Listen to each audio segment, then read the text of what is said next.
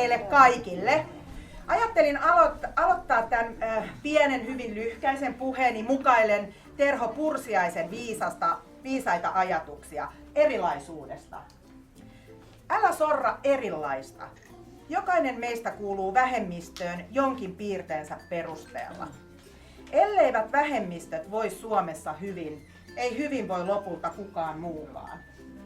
Ja tänään meillä on siis taas Kylämajan juhla käsillä tässä ja teemana on yhdessä tekeminen.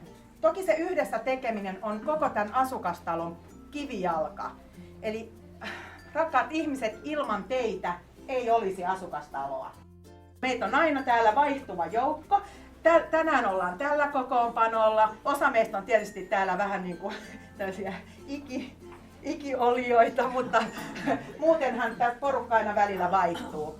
Mutta siis ideana tosiaan se, että vapaaehtoiset ja toimijat niin jakaa sitä omaa osaamistaan. Ja meillä täällä kaikki ryhmät on tietysti kaikille avoimia ja yritetään pitää siitä kiinni, että se ei ole rahasta kiinni, tämän talon toiminta.